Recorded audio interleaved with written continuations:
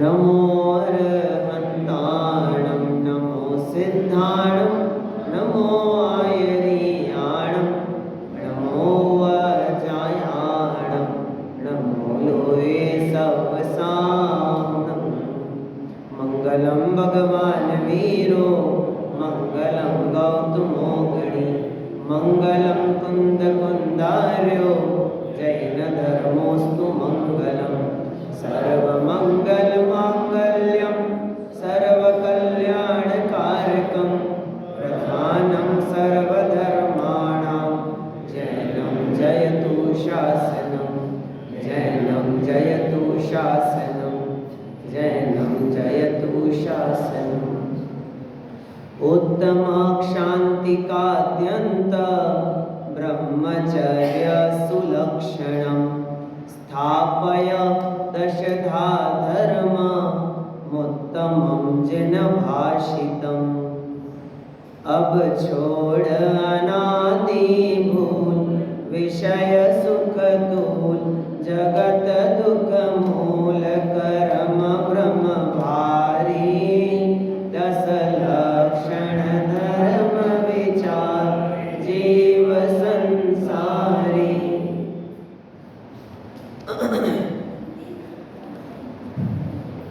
10 लक्षण महापर्व का आज चौथा दिन है। कई जगह उत्तम शौच की पूजा आज हुई होगी और अनेक स्थानों पे उत्तम सत्य की भी पूजा की जाती है। कौन सी होनी चाहिए कौन सी नहीं होनी चाहिए ये तो बहुत अलग विषय है। कोई आपत्ति ही नहीं है दोनों, कोई आपत्ति नहीं। हम तो पहले दिन से कह के आ रहे हैं एक दिन में 10 धर्म है, तो किसी भी दिन किसी की भी पूजा कर लो, इससे कोई फर्क पड़ने वाला नहीं है। दोनों के पास अपने अपने तर्क हैं।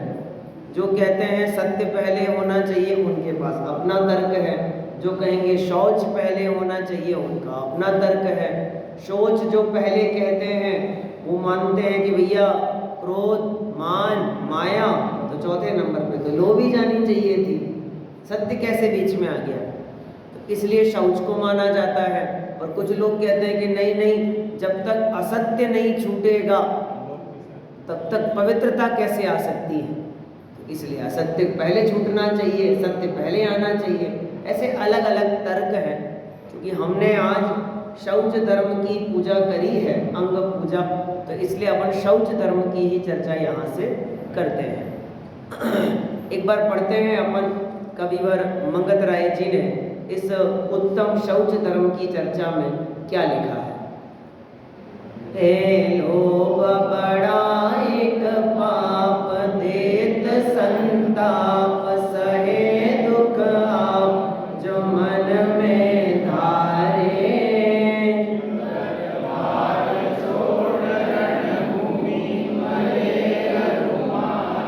जा बसे अनारज देश धरे बहु भेष धर्म कालेश न मन में लावे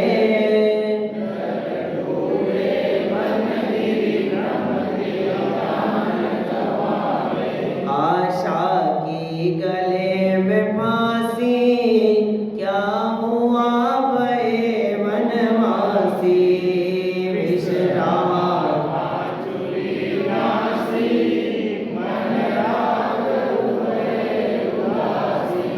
क्या गंगा जमुना स्नान तीर्थ जलपान मैल की खान देह ज्यों धोवे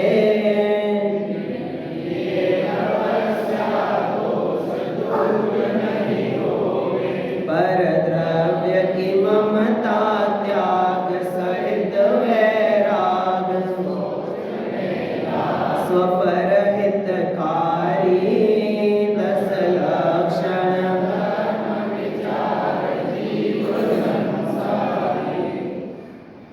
पहली पंक्ति में लिखा है लोभ बड़ा एक पाप।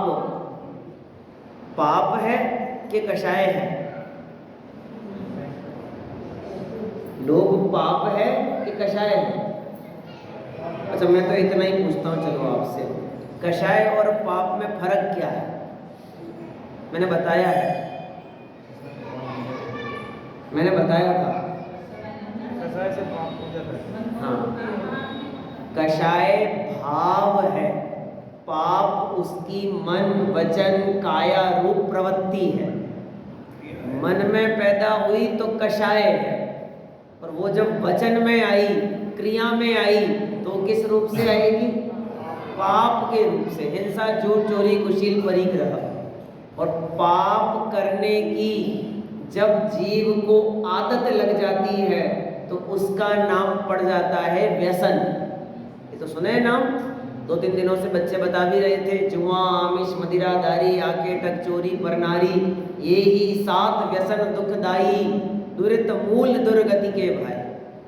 नी कषाय परिणाम है, उनकी प्रवृत्ति पाप है। और पाप जब पाप रूप नहीं लगने लगता, बुरा जब बुरा नहीं लगता, तो हमें क्या लगने लगता है? वो व्यसन। शराबी को शराब बुरी नहीं लगती, हमें लगती है, इसलिए उसके लिए वो शराब कैसी है? व्यसन, क्योंकि उसे अहितकारी पदार्थ भी अहितकारी नहीं लगता। हमारी समस्या है लोभ नाम के कषाय से खड़ी हुई। दुनिया में कहा जाता है, गणत राय जी ने भी लिखा, लोभ पाप को बाप बखानो। इस लोभ नामक कषाय को आप सब पापों का क्या समझना? बाप समझना। मैंने कुछ दिन पहले भी कहा था, कषाय में 4 हैं और 4 ही पापों की बाप है। एक नहीं, चारों के ही वशीभूत होकर जीव घोर पाप करता है, इसलिए इन्हें पापों का बाप कहा जाता है। सरल हो गई बात, आगे चलता हूँ। क्या दिक्कत है लोभ करने में? लोभ तो अच्छी बात है, कभी भी संतुष्ट नहीं होना चाहिए। दुनिया में ऐसा बोलते हैं ना, कभी भी क्या मत होना? संतुष्ट मत होना। हमेशा ये कामना रखो कि थोड़ा और आ जाए, और आ जाए, और आ जाए। मतलब जो आदमी 1 साल पहले 25,000 रुपया की नौकरी कर रहा था, अगले साल उसकी इच्छा होती है कि मेरी सैलरी बढ़ के आनी चाहिए। फिर 1 साल बाद फिर इच्छा होती है कि सैलरी और बढ़नी चाहिए। तो दुनिया वाले भी उसे यही सिखाते हैं, कभी भी सेटिस्फाइड मत होना, हमेशा यही सोचना कि और आ जाए, और आ जाए, और आ जाए। यही कामना बनी रहती है। आपके घर में कितने इंच टीवी लगी है? इंच टीवी हाँ, 40 इंच की टीवी लगी है। आपके घर में कितने इंच की लगी है? कितनी? बस उनके घर में 40 की लगी है।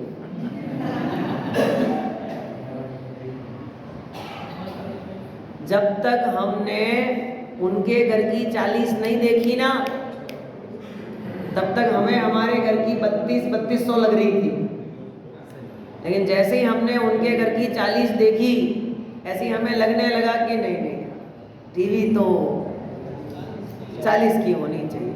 लेकिन जैसे ही गजेंद्र जी किसी और घर में जाएंगे और वहाँ 55, 50, 65 होम थिएटर बड़ा वाला ऐसा देखेंगे तो विचार करेंगे नहीं, ठाठ तो इनके हैं, मज़े तो इनके हैं, बढ़िया टीवी तो ऐसी होनी चाहिए। वो भी ले आओ तो उसके बाद टीवी में ऐड आएगा, हमारे पास ऐसी टीवी है, आप मोबाइल में चलाओगे वो टीवी में चलेगा। वो टीवी ऐसी कर्व वाली आएगी, फोल्डेबल आएगी, तो आप सोचोगे ये नहीं है, अब तो टीवी कौन सी वाली? वो वाली लानी चाहिए। ये प्रवृत्ति कभी रुकती ही नहीं। एकमात्र पत्नी ही है जिसको बदलने की सुविधा नहीं है ना? ये बात आपके लिए भी लागू कर रहा हूं। बाकी अगर बदलना चाहे तो अपडेट सॉफ्टवेयर वाला मोबाइल जैसे खरीदता है ना, कि अब की बार तो एक कदम आगे वाला लेंगे, पीछे वाला कौन लेगा? जो पहले 25,000 का वापर चुका है वो 20 का तो लेगा नहीं, अब तो वो एक कदम आगे वाला लेगा, बढ़ा के लेगा, पीछे वाला क्यों लेगा? गजब हो गया। मैं ऐसे पूछता हूँ, कभी कभी आपसे पूछता हूँ, चलो सहज भाव से, अनौपचारिक चर्चा है, पूरी तरह से इनफॉर्मल। जो अपनी अपनी पत्नियों से संतुष्ट नहीं है, वो हाथ खड़ा करें।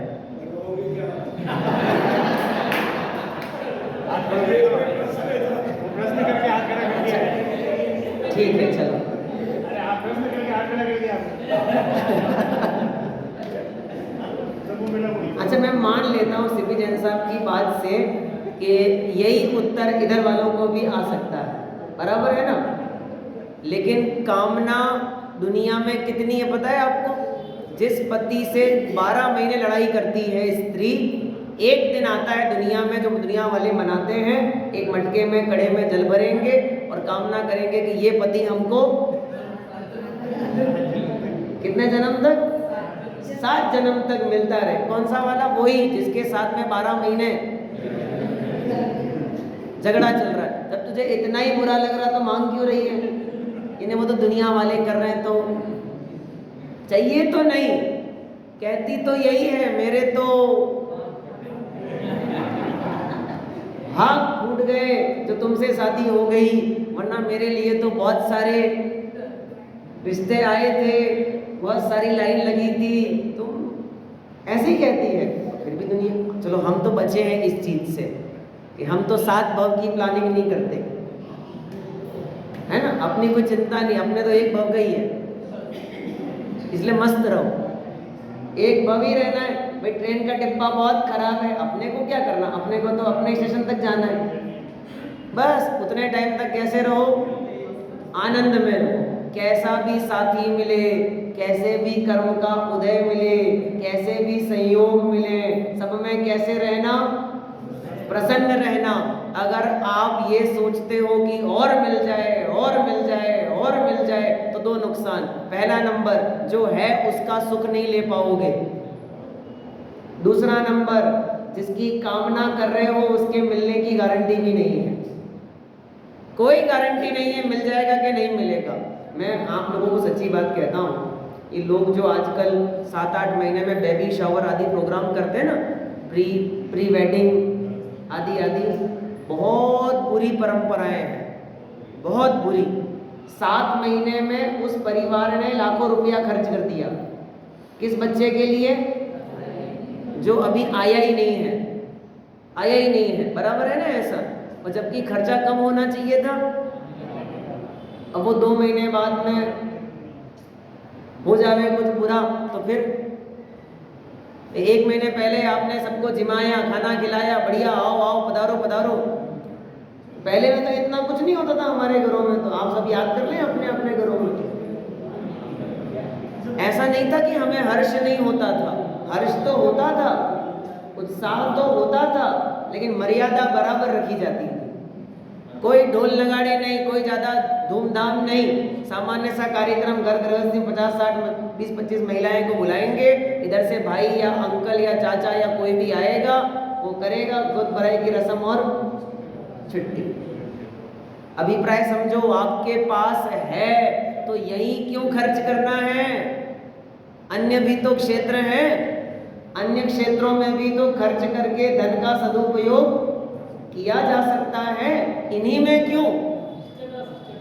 यही वाली बात, लोभ, हमारा नाम और बढ़े और बढ़े और बढ़े, इस कामना से। ये आचार्य देव ने लिखा, लोभ तो सर्व कषायों का, सर्व पापों का मूल है, जड़ है। इसके वशीभूत होकर जीव घोर पाप करता है, इसलिए बचना चाहिए।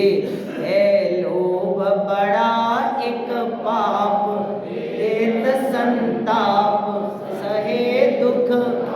आप मने खुद कोई और ने दुखी नहीं हो रहा, दुखी कौन हो रहा है? खुद ही दुखी हो रहा है। जो मन में धारे घर पार छोड़ रणभूमि, मरे अरु मारे। कौन कौन गया पता? किसकी कहानी सुना रहे हैं? ये कहानी सुना रहे हैं कौरव की, लिखी नहीं है नाम में।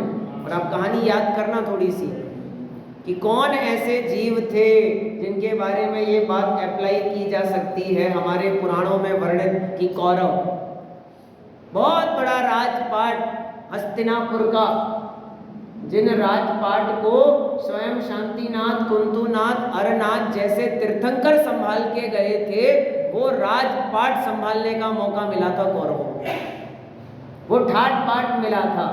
और पांडवों को क्या मिला?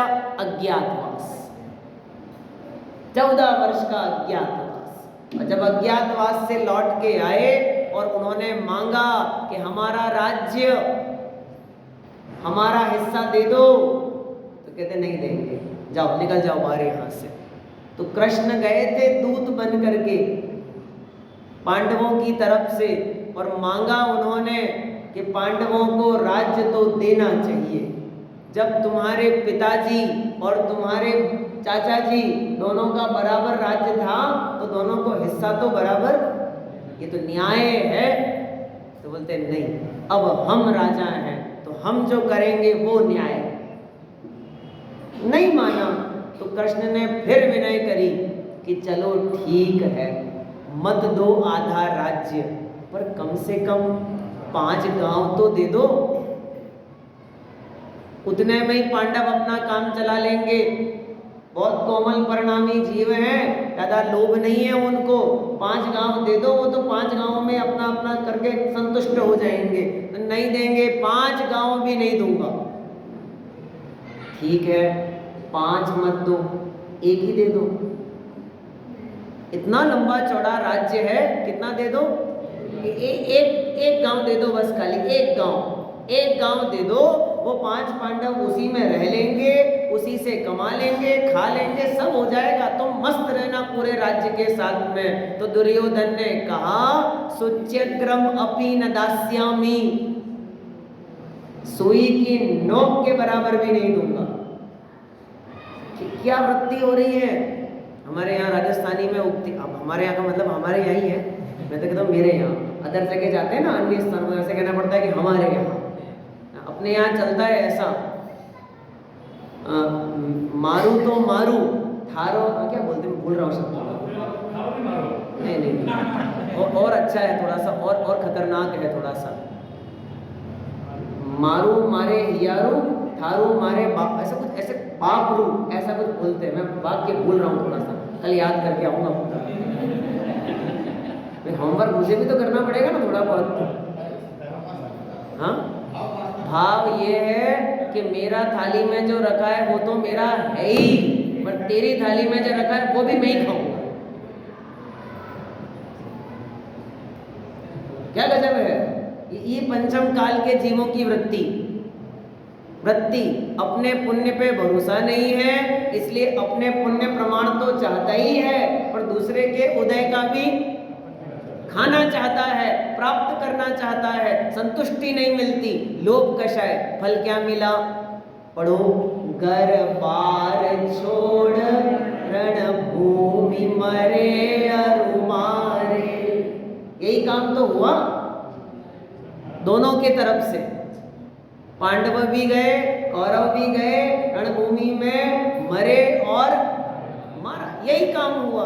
इसलिए उनसे सीख लो। जो कविवर मंगत राय जी ने 12 भावना में लिखी पंक्तियां।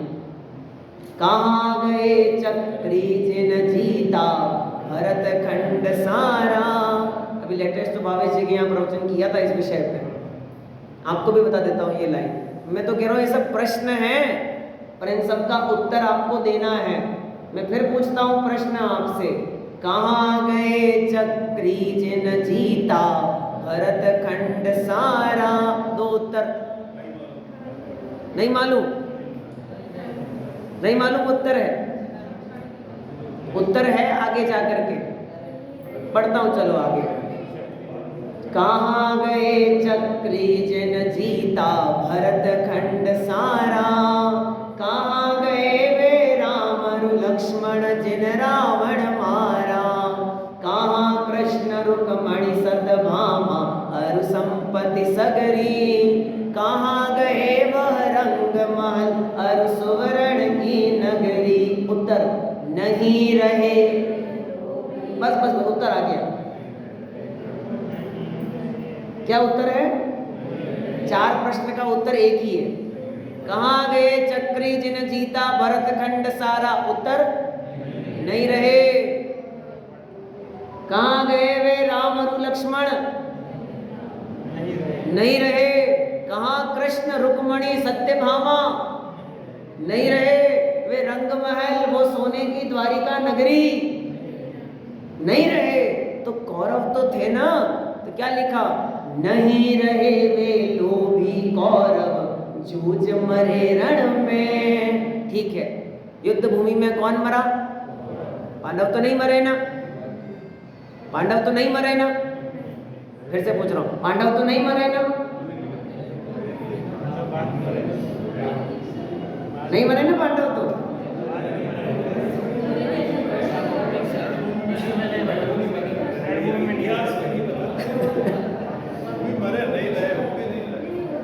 अरे मरे के नहीं मरे? मरे तो कौरव थे। मरा तो रावण था, राम थोड़ी मरे थे। किसने कहा नहीं मरे? पढ़ो ना इतिहास में क्या लिख रहे हैं। रामायण रावण के मरने पे पूरी थोड़ी होती है, राम के मरने पे पूरी होती है। जब राम निर्वाण चले जाएंगे तब रामायण पूरी होगी। रावण के मरने पर तो कहानी आधी हुई है। फर्स्ट पार्ट, सेकंड पार्ट तो राम के राजा बनने से चालू होगा। हाँ, जब सीता को वनवास मिलेगा गर्भवती दशा में, फिर आगे कहानी चलेगी, लव कुश का जन्म, आगे आगे आगे आगे। सबका एक ही उत्तर है, कोई नहीं रहा। जब कोई नहीं रहा तो हैं? मैं कैसे रहूंगा? ये जो मैंने संपदाएं इकट्ठी करी हैं वो कैसे रहेगी? इतना विचार इस जीव को नहीं आता। इसलिए क्या करता है पता है आपको? शब्द लिखा, जा बसे अनारज देश, धरे बहु भेष, धर्म का लेश न मन में लावे। अब बस अब आगे वाली बात ये सब बातें। अच्छा, मैं आपसे पहले प्रश्न पूछ लेता हूँ।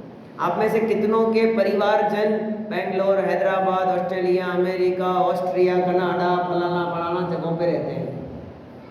है कोई? है कि नहीं है? सबके ही है, सबके ही है। तो यहाँ उसके लिए लिखा है शब्द, उस लोभ की कामना, प्राप्ति की कामना, धन कमाने की चाह में कहाँ जाके रहता है? जा बसे अनारज देश। अनारज माने अनार्य, अनार्य, अनार्य माने हमारे जैसे लोग नहीं रहते। हाँ, म्लेच्छ तो बहुत अलग बात हो गई, हम तो सरल बात कर रहे हैं। आर्य का मतलब होता है श्रेष्ठ। श्रेष्ठ हमारे यहाँ संस्कृति है, कल्चर, कपड़ों पहनने का, एक दूसरे के सम्मान का, एक दूसरे के सहयोग का। लेकिन विदेशों में चले जाओ तो एक संतान के कितने ही पिता, एक संतान के कितनी ही माता, कोई कल्चर ही नहीं है। कपड़े कैसे पहनते हैं हम सब जानते हैं। ये लिखा है शब्द, धरे बहु भेष। विदेशों में जाता है धन कमाने के लिए, उन प्राप्ति की कामना से ऐसे ऐसे स्थानों पे जाता है जहाँ जिन मंदिर दर्शन नहीं मिलते, रात्रि में भोजन करना पड़ता है, अभक्ष्य खाना पड़ता है। किसके लिए करता है ये सब? धन कमाने के लिए। तो शब्द दिया, जा बसे अनारज देश, धरे बहु भेष, धर्म का लेश न मन में लावे। क्या नहीं करता? धर्म का लेश भी मन में नहीं लाता। धर्म का लेश भी। यहाँ इतने लोग हैं, फिर भी मैं जान रहा हूँ निश्चित रूप से कि कई ऐसे लोग होंगे जो अभी भी मंदिर नहीं आ रहे। 10 लक्षण के 10 दिनों में भी नहीं आ रहे होंगे। और उनके व्यक्तिगत कषाय, व्यक्तिगत जो जिसके परिणाम होते हैं। ऐसे जीव, हर मूंग सीध जाएगा ऐसा थोड़ी होता है। कुछ मूंग तो गांगड़ भी निकलेंगे। आगे समझ में आपको? तो कुछ जीव तो ऐसे भी होंगे कि जिनको सर्व अनुकूलता मिलेगी तो भी उनके कुछ नहीं होगा, कोई फर्क पड़ने वाला नहीं है। क्यों नहीं पड़ रहा? जो यहाँ रहते हुए नहीं आ रहे हैं वे अन्य देश में चले जाएंगे तो तो वहां जाकर के धर्म आराधना तो भूल जाओ, कैसे कर पाएंगे। शब्द दिया अंतिम, जल डूबे वन गिरि भ्रमते जान गमावे। व्यापार करने के लिए विदेश जाता है, लौटते समय जहाज डूब जाता है। व्यापार करने के लिए फॉरेन जाता है, लौटते समय प्लेन क्रैश हो जाता है। वन गिरी भ्रमते, जंगल और पहाड़ों में घूमते घूमते अपने प्राण गंवा देता है, पता ही नहीं चलता। कोरोना के टाइम में हुई थी एक घटना ऐसी, आप लोगों ने भी सुनी होगी, कि वो एक व्यक्ति फॉरेन गया हुआ था विदेश में, और उसके पूरे परिवारजन यहाँ थे, और वहाँ वो मर गया फॉरेन में। और वहाँ के रीति रिवाज के अनुसार, मतलब वहाँ की गवर्नमेंट की पॉलिसी के अनुसार डेड बॉडी इंडिया में नहीं लाने देंगे और इनको वहाँ जाने नहीं देंगे। अब क्या करें? बोले ऑनलाइन अंतिम संस्कार किया जाएगा। आपको वीडियो करके दिखा देंगे, आप देख लो, जो रोना है रो लो, हो गया काम खत्म। हाँ, स्पष्ट है। यानी ऐसी अनेकों घटनाएं हमने देखी हैं, सुनी हैं, समझी हैं, तब भी हमें ये विचार नहीं आता कि हम किसके लिए जा रहे हैं। अच्छा, आप सब भी तो अपना अपना गांव छोड़ के आए कि नहीं छोड़ के आए? अब याद करो उस गांव की स्थिति क्या है। जिन मंदिरों को हम छोड़ के आए हैं, आज उन मंदिरों की दशा क्या हो रही है। जितने गांव उदयपुर के आसपास में हैं, अगर 100 गांव हैं तो 100 गांवों में से 10 गांवों की स्थिति ठीक है, बाकी 90 गांवों की स्थिति खराब है। और खराब का मतलब इतनी खराब है कि कहीं एक परिवार, कहीं 2 परिवार मुश्किल से रह रहे हैं, मुश्किल से। और कई स्थानों पर तो मंदिरों के प्रतिमाओं को लाना पड़ा, इधर उधर करके ट्रांसफर करना पड़ा। कि महाराज जी की खेड़ी में भी हुआ नहीं यही वाला, तो पूरा जन मंदिर चैत्यालय ट्रांसफर करना पड़ा। टोकर में तो मंदिर है अभी भी। हाँ जी, हाँ। क्या कहना चाह रहा हूं मैं? ये कहना चाह रहा हूं कि हम भी तो आए हैं ना छोड़ के, काय के लिए? धन कमाने की चाह में, लेकिन आर्य क्षेत्र में आए थे, आर्य क्षेत्र में। तो इसलिए समाज है, परिवार है, मंदिर है, धर्म आराधना है। लेकिन ऐसे क्षेत्र में चले जाओ कि जहां मंदिर ही ना मिले तो क्या करें लोग वहां पे? लुधियाना में गया था मैं एक बार, तो वहाँ एक साधर्मी मिले, वो 10-12 साल पुरानी बात है। वो मिले तो वो कहते थे, भैया जब तक ये मंदिर नहीं बना था तब तक हम MP के थे, मूलतः बुंदेलखंड के, तो रोज दर्शन करने की आदत थी। तो कहते भैया हमको मंदिर दर्शन ही नहीं मिलते थे, तो हम तो माता जी के मंदिर में जाके दर्शन कराते थे। मतलब दुर्दशा देखो क्या हो रही है। जिनेंद्र भगवान के दर्शन नहीं मिल रहे, दर्शन, और ऐसा व्यापार करके क्या कमाए। पूज्य गुरुदेव श्री से किसी ने पूछा कि गुरुदेव श्री मेरी नौकरी लगी है, लेकिन वहां पे रात्रि भोजन करना पड़ता है, मंदिर नहीं है, मैं कैसे जीवन चलाऊं? तो गुरुदेव ने एक सूट आंसर दिया, सीधा, छोड़ दे नौकरी, डायरेक्ट छोड़ दे नौकरी। ये नौकरी छोड़ दूंगा तो कमाऊंगा क्या? कि तुझे तेरे पुण्य पे विश्वास है विश्वास तो छोड़ दे नौकरी। तेरे पुण्य में है तो मिले बिना रहेगा नहीं, तू घबरा मत उस बात से, ऐसा करके समझा रहे। इतना दम चाहिए थोड़ा सा। अरे इतना नहीं तो कम से कम इतना विवेक तो हम रखें कि कषाय की प्रवृत्ति किस स्तर तक हमारी होनी चाहिए। कामनाएं तो इतनी ज्यादा हैं कि चक्रवर्ती का वैभव भी हमको मिल जाए ना तो भी हमारा मन संतुष्ट नहीं होता। चक्रवर्ती का वैभव से एक प्रसंग आपको सुनाता हूं, चलो सुनो। एक चक्रवर्ती हुए हमारे यहाँ, 12 चक्रवर्तियों में, वर्तमान अवसर्पिणी काल के 12 चक्रवर्तियों में एक चक्रवर्ती हुए जिनका नाम है सुभौम चक्रवर्ती। सुना होगा सबने नाम तो। कहाँ गए? नरक। क्यों गए? क्या? अच्छा, आप तत्वार्थ सूत्र को पढ़ो, वहां ऐसा कहीं सूत्र में लिखा है कि नमोकार मंत्र का अपमान करने से नरक में जाते हैं? वहां तो लिखा बहुआरंभ परिग्रहत्वम नारकस्य आयुष। बहु आरंभ और बहु परिग्रह का भाव नरक आयु के बंध का कारण है। तो देवशास्त्र गुरु का अपमान, देवशास्त्र गुरु का अपमान करोगे, दर्शन मोह का बंध होगा। मैं नहीं कह रहा, तत्वार्थ सूत्र कह रहा है। देव गुरु धर्म देवावर्णवादो, देव गुरु धर्म संग अवर्णवादो दर्शन मोहस्य, केवली श्रुत संग धर्म देवावर्णवादो दर्शन मोहस्य। तो फिर वो नरक में क्यों गया? क्यों नरक में गया? सुनो, अब कहानी जैसी मैं बता रहा हूं वैसी सुनना। चक्रवर्ती है वो, क्या है? 6 खंड का वैभव है उसके पास। यानी इस भरत क्षेत्र का हर राजा, हर नागरिक, हर व्यक्ति उसके कंट्रोल में है। वो जैसा चाहे वैसा घुमा दे, वो जैसा चाहे वैसा परिणमन कराए, इतनी शक्ति है उसके पास में। 14 निधियां, 9 रत्न, कितने? 9 निधियां, 14 रत्न, जो मांगे वो मिले। 6 ऋतु के फल फूल उसे प्राप्त हो सकते हैं, सब कुछ है उसके पास में।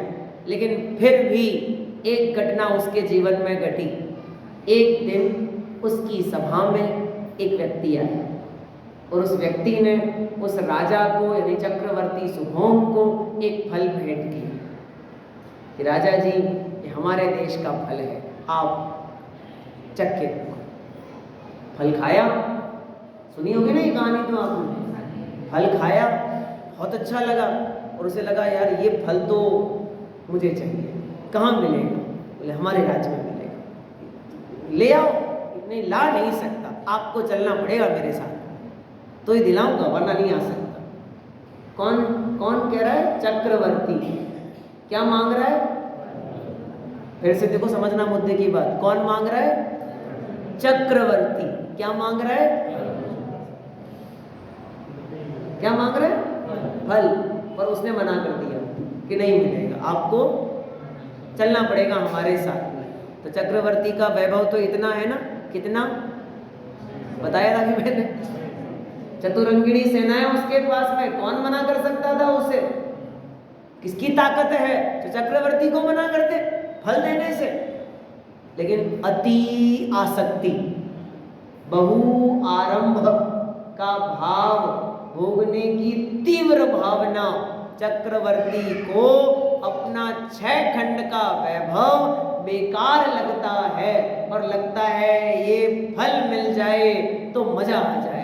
ये चक्रवर्ती के वैभव में कोई दम नहीं है, ऐसा लग रहा है उसे। ये हमको कैसे पता? देखो ना उसने किया क्या। वो अपना राजपाट, ठाट बाट सब छोड़ के कहाँ चला गया? उसके साथ में। तो कितनी सेना लेके गया साथ में? आपको पता है चक्रवर्ती के पास जो 14 रत्न होते हैं ना, उनमें से एक रत्न है जिसका काम है पुल बनाना, जिसका काम है नाव बनाना। क्योंकि चक्रवर्ती की सेना जब युद्ध करने जाती है 6 खंडों में, तो बीच में बड़ी बड़ी नदियां पड़ती हैं, तो उन नदियों को पार कैसे करेंगे? तो उसके पास रत्न है, जो रत्न क्या काम करता है? पुल बनाता है।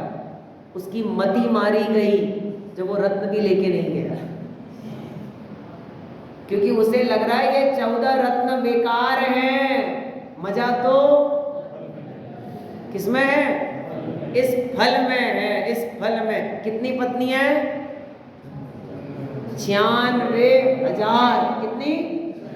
96,000 पत्नियों में रस नहीं है। रस तो किसमें? फल में। 365 रसोइये, 365 रसोइये। आप कल्पना करो, रसोइये का मतलब एक आदमी नहीं, उसकी पूरी टीम काम कर रही है उसके यहाँ पे, बढ़िया से बढ़िया खाना बना के खिलाती है उसको। उसको उसमें रस नहीं आ रहा। रस काय में आ रहा है? उस फल में, उस फल में। और उस फल को प्राप्त करने के लिए वो अपनी नगरी, वैभव, सेना सब कुछ छोड़ करके, आंख बंद करके उस देव के साथ चला जाता है। हुआ कि नहीं हुआ ये सब? ऐसा ही कुछ घटा कि नहीं घटा सब कुछ? तो चक्रवर्ती नरक में क्यों गया? सब कुछ है लेकिन फिर भी कामना तो खत्म ही नहीं हो रही, खत्म ही नहीं हो रही। होता ही नहीं कभी ऐसा। मेरे साथ भी होता है, आपके साथ भी होता, पुरुष वर्ग को ज़्यादा अनुभव है इस चीज़ का। कभी ऐसा होवे ना कि इनको काम नहीं करना होवे घर में और आप लोगों को काम करना पड़े, तो आप लोग सब काम कर लेते हो, बिस्तर बिछा दिया, कपड़े समेट दिए, पानी भर लिया, पानी छान लिया, दूध गर्म कर दिया, सब कुछ कर लिया आपने।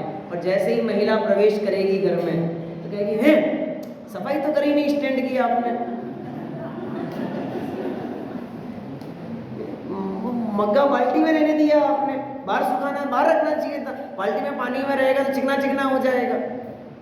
50 काम किए वो सब जीरो, और जो नहीं किया वो उबर उबर के सामने आएगा, उबर उबर के। क्यों? क्यों? वो एक ऐसा चुटकुला है, चुटकुला ही समझना आप इसे। वो एक कुत्ता एक मेडिकल की दुकान पे पहुंचा, उसने उस दुकानदार को अपने मुंह से एक पर्ची पकड़ाई, उस पर दवाई लिखी थी, तो मालिक ने वो दवाई निकाली, तो उसने फिर पैसे दिए, मतलब उसके मुंह से पैसे दिए, उसने पैसे लिए, छुट्टे पैसे उसने उसके वो गले में कोई टांग रखा होगा उसमें रखे, और मुंह में वो झोला टांग करके वो कुत्ता दवाई लेके जा रहा था। तो उस मेडिकल की दुकान वाले को लगा, यार ये जबरदस्त कुत्ता है यार, कितना होशियार है, पैसे भी बराबर गिन के दिए, गिन के लिए, दवाई भी ले ली, दवाई की पर्ची भी लेके आया, ये कुत्ता बड़ा होशियार, मेरे को पता तो लगे किसके घर का है। तो वो उस कुत्ते के पीछे पीछे पीछे पीछे पीछे रहता है।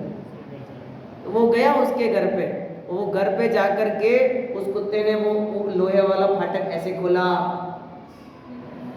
है ना, अंदर घुसा, फिर धीरे से वापस किया, फिर दरवाजे पे गया और नॉक नॉक किया। क्या किया? आपको समझते हो ना? दरवाजा खटखटाया तो अंदर से मालिक निकला और एक डंडा कुत्ते को मारा। तो साले नॉक नॉक क्यों करता है? दरवाजा खुला रख के नहीं जा सकता था? क्या बोला? दरवाजा मेरे को सोते में उठाया क्यों तुमने? वो सब काम कर रहा है, तेरी दवाई लेके आ रहा है, तुझे परेशान नहीं कर रहा, लेकिन फिर भी क्या नहीं मिट रही? तृष्णा। इतना क्यों छोड़ दिया? इतना भी पूरा करता। ये कामनाएं जीव की कभी खत्म।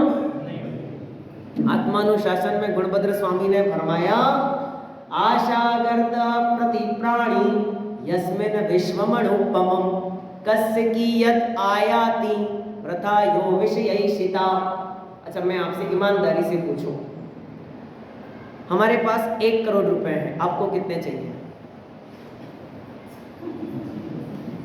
हमारे पास 1 करोड़ रुपए हैं, हमें आपको बांटने हैं सबको, आपको कितने चाहिए? बोलो राकेश जी।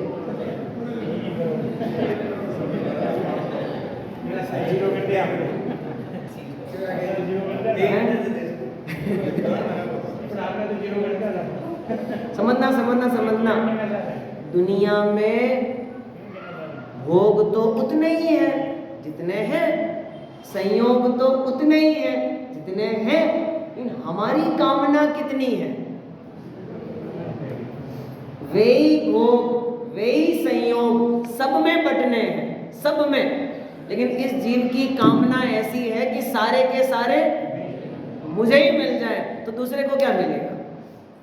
जैसे ही मैंने कहा 1 करोड़ हैं और सबको बांटने हैं, तो तुम्हें कितना चाहिए? तो फटाक मुंह से निकलेगा कि 1 करोड़। तो दूसरे को क्या देंगे?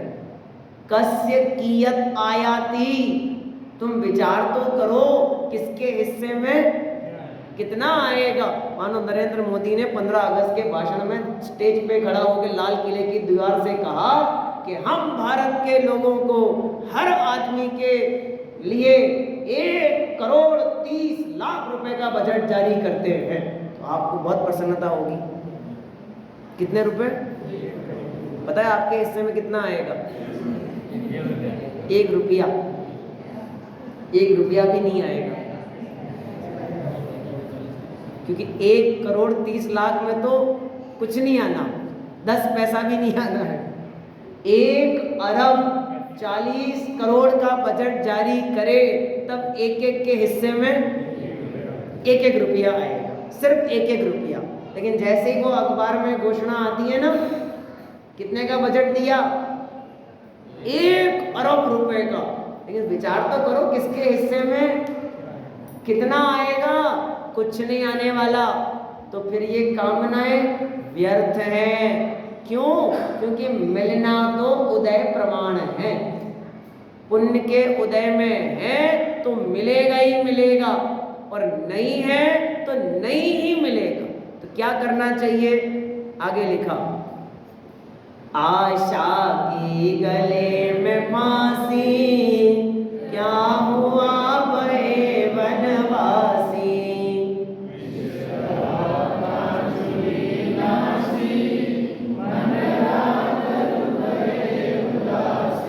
पूरा समझना, हाँ पूरा समझना, अधूरे में अर्थ मत निकाल देना, गड़बड़ हो जाएगी। एक दृष्टांत दिया उन्होंने, किसको समझाने के लिए? बोले आशा की गले में फांसी, क्या हुआ भये वनवासी। घर छोड़ दिया है ना, और घर छोड़ के जब मानो मुनि बन गए, साधु बन गए, तो आपस में संग में सब बैठे हुए थे, तो ऐसी चर्चा चली। तो एक साधु ने कहा, मेरे पास 4 बंगले थे, मेरे पास 8 बंगले थे। अरे तुम कहाँ लगे पड़े हो, मैं तो 25 बंगले छोड़ के आया हूं। क्या कहना सर पता आपको? छोड़ दिया है ना, तो चर्चा क्यों कर रहे हो? यदि वो छोड़ दिया है तो तुम्हारा कहाँ रहा? हम तो अब भी पकड़ के रखते हैं वो मकान, वो प्लॉट जो हमने बेच दिया, उसके बगल से भी जब हम निकलते हैं तो ये कहते हैं ना कि ये तो अपना था, अपना। अरे बेच दिया तो फिर काहे का अपना? त्याग दिया ना, मुनि दशा लेने पे सर्व परिग्रह छोड़ दिए ना, तो छोड़ देने के बाद में ये चर्चा तो बेकार है कि मैंने इतना, मैंने उतना, मैंने ये, मैंने वो। ये आशा अभी भी मौजूद है। नहीं, मुनि तो बन गए। तो पंडित जी ने गजब का दृष्टांत दिया है, बहुत गजब का। विष राहा कांचुली नाशी, मन राग अरुभय उदासी। समझना, बड़ा खतरनाक है ये। सांप होता है ना, सांप कपड़े तो नहीं पहनता, लेकिन वो कैंचुली बदलता है। कैंचुली समझते हैं आप लोग? थोड़ा सा आपको बॉटनी पढ़नी पड़ेगी इसके लिए, आप देखेंगे मिल जाएगा। सांप अपना कवर चेंज करता है, अपनी स्किन। तो सांप की स्किन जो सांप छोड़ देता है उसको कहते हैं केंचुली। तो इस जीव ने कपड़े पहन रखे थे, अब कपड़े उतार दिए हैं। इतना ही तो फर्क पड़ा। जैसे सांप ने पहले ऐसे वाले कपड़े पहने थे, अब दूसरे वाले पहन लिए, लेकिन अंदर में जहर तो बराबर बना पड़ा है। तो बाहर में कपड़े उतार देने से क्या फर्क पड़ गया? शब्द क्या दिया? मन राग। मन में क्या भरा है? राग। अरुभय उदासी। जगत में कैसे दिखते हैं? उदासीन, लेकिन अंदर में राग पड़ा। आचार्य कुंद देव ने इस बात को बड़ी गहराई से पकड़ा और उन्होंने अपने संगस्थ सभी शिष्यों को ताड़ना देते हुए कहा कि सुन लो, राग करते नारियों से दूसरों को दोष दे, सद ज्ञान दर्शन रहित वे, श्रमण नहीं तेरे अंश है। अशोकनगर मंदिर में दीवारों पे लिखी है गाथाएं, पढ़ो आप जाकर के। क्या कह रहे हैं आचार्य कुंद देव? सुन लो मुनि, अगर मुनि बनने के बाद भी श्रावकों में, शिष्य गण में नेह रखते श्रमण जो, सद ज्ञान दर्शन रहित वे, श्रमण नहीं तेरे तिर्यंच है। तिर्यंच का मतलब जानवर नहीं हो, अज्ञानी, ये अर्थ है वहां पे। अज्ञानी है, भले ही बाहर में मुनिपना ले लिया है, लेकिन अंदर में कषाय तो कैसी है, बराबर बनी पड़ी है, बराबर। तो क्या मुनिराज ऐसे होते हैं? हमने कब कहा? हमने तो ये कहा कि अंदर में कषाय रहे और बाहर में मुनिपना हो जाए तो भी काम का नहीं। तो क्या होना चाहिए? तो अगली की 4 पंक्तियां पढ़ो आप। क्या गंगा जमुना स्नान तीर्थ जलपान मैल की खान देह ज्यों धोवे।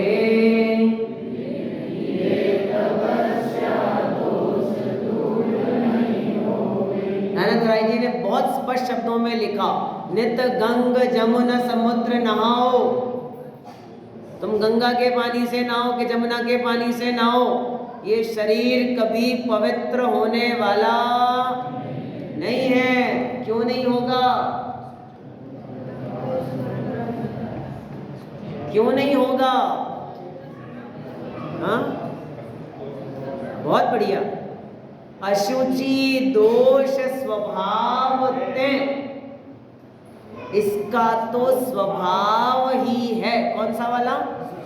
अशुचिपना, अपवित्रता, गंदगी इसके नेचर में है, प्रकृति में है। आप गंगा के पानी से नहाओ के जमुना के पानी से, कोई फर्क नहीं पड़ता। ऐसा थोड़ी होता है। हम तो बढ़िया वाले साबुन से नहाते हैं तो हम तो बिल्कुल फ्रेश रहते हैं। सब नहाते हो आप सब रोज सुबह? ईमानदारी से पूछ, नहाते हो भैया सब रोज? भैया नहाते हो रोज सुबह? हाँ नहाते हैं। तो नहाने के बाद टॉवल यूज करते हो कि पहले यूज करते हो? बहुत सिंपल बात पूछ रहा हूँ और उसमें से बहुत गजब की बात निकल के आएगी। नहाने के पहले टॉवल यूज करते हो कि नहाने के बाद? अच्छा, नहाने के बाद। अच्छा, नहाने के टाइम पे अच्छे से रगड़ रगड़ के नहाते होगे, बढ़िया साबुन लगा करके, मल मल के। तो नहाने के 15 मिनट बाद टॉवल यूज करते हो ना? नहाने के 15 मिनट बाद? कितनी देर बाद? तुरंत। तुरंत का मतलब 1 सेकंड भी नहीं। और वो टॉवल जो आपने अपने शरीर पे रगड़ा, वो टॉवल गंदा हो गया। क्यों? क्यों क्यों गंदा हुआ? नहीं होता गंदा भैया, क्यों गंदा हुआ? आपने तो अभी नहाया था ना, तत्काल में 1 सेकंड के डिफरेंस में आपने बस टॉवल पकड़ा, 1 सेकंड के डिफरेंस में, फिर भी टॉवल गंदा हो गया। अच्छा, नहाने के बाद नैपकिन से हाथ पोंछते हो, हाथ धोने के बाद नैपकिन यूज करते हो कि पहले? बाद में। और शाम को नैपकिन कैसा दिखता है? गंदा। क्यों? बोलो बोलो क्यों? उत्तर है जो भावे जी ने बोला अभी, अशुचि दोष स्वभाव ते, इसका क्या है? स्वभाव है गंदगी। ये गंदगी से बना है। आप कैसा ही साबुन लगा लो, कैसा ही कुछ लगा लो, इत्र, फुलेल, पाउडर, क्रीम, लिपस्टिक, जो लगाना है लगा लो, सब इस शरीर को पवित्र नहीं बना सकते। फिर समझना, जो पवित्र हो ही नहीं सकता उसको पवित्र करने में दिमाग क्यों लगाना? क्यों लगाना दिमाग उसमें? तो पवित्र कौन हो सकता है? कि मैं। मन पवित्र हो सकता है, आत्मा पवित्र हो सकता है। अच्छा, आप लोगों से एक बात, बहुत सिंपल सा लॉजिक है। मैंने एक बार बाबूजी चतुरदास जी, नाम सुना है कभी आपने? बाबूजी चतुरदास जी नहीं सुना होगा। बाबूजी चतुरदास जी राजस्थानी के बहुत बड़े साहित्यकार हुए हैं। उनकी एक सभा, मतलब वो तो मर गए बहुत पहले ही, मैं तो ऐसे ही एक दिन कॉलेज में बैठा था, लेक्चर सुन रहा था, तो वहाँ एक बहुत बढ़िया एग्जाम्पल है, मैं आपको सुनाता हूँ। आप लोग बर्तन धोते होगे घर में, तो तपेली होती है ना, चाय की तपेली, तो आपके हाथ में धोने आई, तो पहले कहाँ से धोते? अंदर से कि बाहर से? अरे बोलो, अंदर से। तो पहले कहाँ से धोना पड़ता है? जोर से बोलो। पहले कहाँ से धोना पड़ता है? अंदर से। कहाँ से? अंदर से। बाहर से बाद में। पहले कहाँ धोना पड़ेगा? अंदर से, बाहर से बाद में।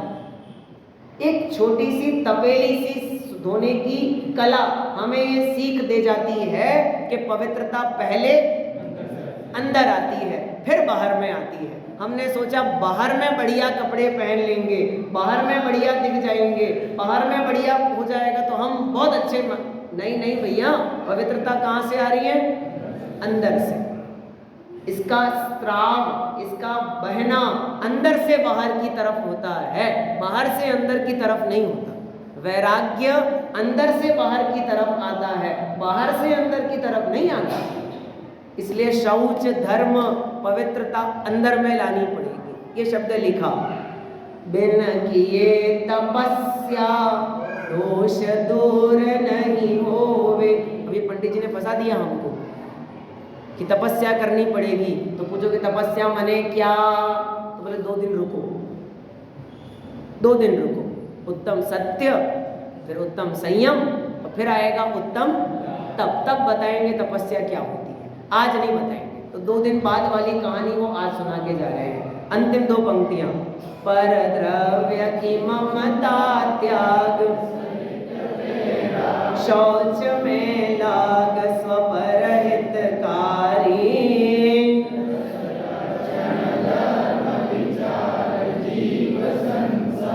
हे जीव, पर द्रव्य के प्रति जो ममत्व हमने स्वीकार किया है उसे छोड़ो, वैराग्य सहित उस राग को तोड़ो, पवित्रता में लगो। जो पवित्रता, जो शौच धर्म स्व और पर दोनों के लिए हितकारी है, ऐसा 10 लक्षण धर्म का विचार हम सभी को करना चाहिए। ओम नमः शिवाय। अभी एक सांस्कृतिक कार्यक्रम सामान्य सा है, बहुत अच्छा है, आप लोगों को आनंद ही आएगा। हमारे तीर्थंकर इस नाम से एक प्रश्नावली प्रतियोगिता है, आप सभी उसमें सम्मिलित रहें, ऐसी हमारी